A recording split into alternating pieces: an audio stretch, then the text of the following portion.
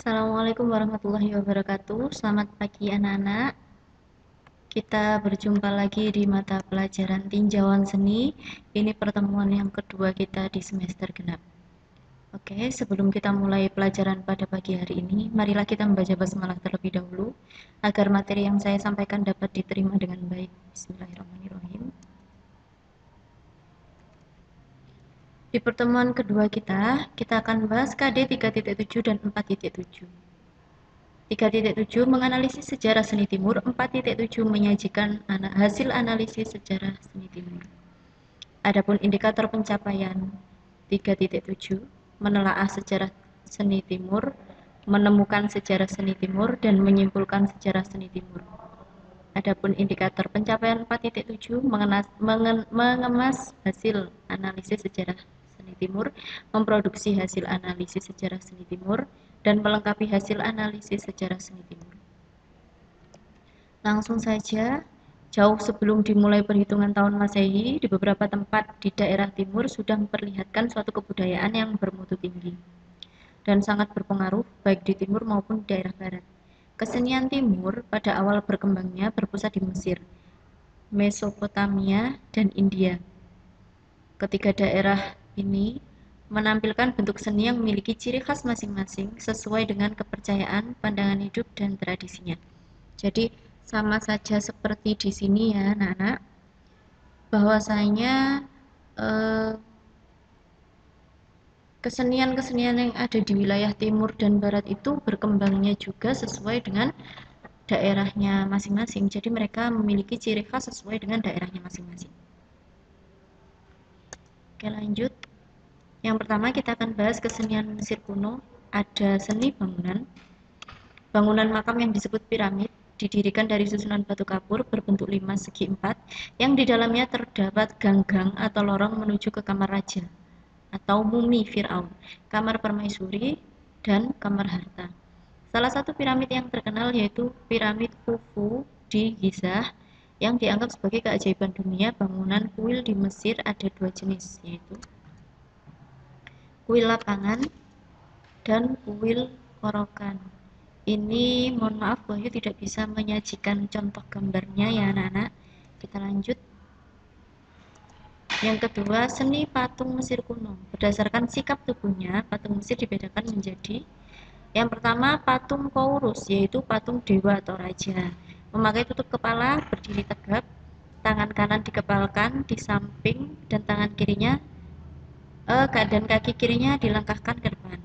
Lalu patung Kor, yaitu patung dewi atau ratu, yang ciri-cirinya sama dengan Kourus, hanya kaki kirinya tidak melangkah dan berpakaian lengkap.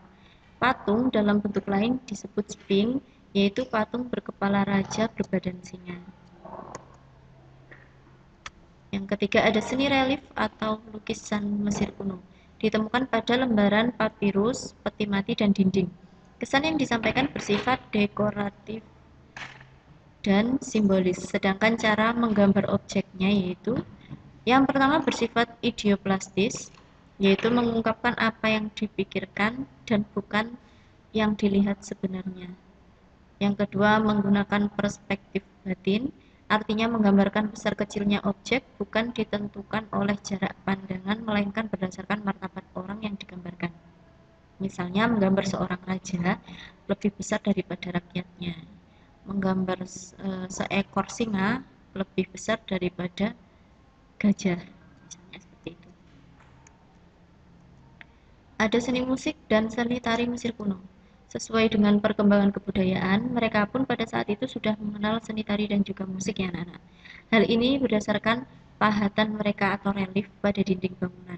Di antaranya terdapat adegan yang sedang memainkan suling dan harfa, serta adegan tari-tarian ritual sesuai dengan kepercayaan mereka pada saat itu.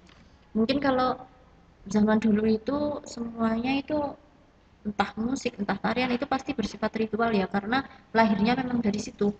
Tari-tari yang modern ataupun yang ada saat ini pun juga kadang-kadang banyak yang mengambil dari uh, tarian zaman dulu ataupun pakemnya itu dari tari ritual-ritual. Misalnya saja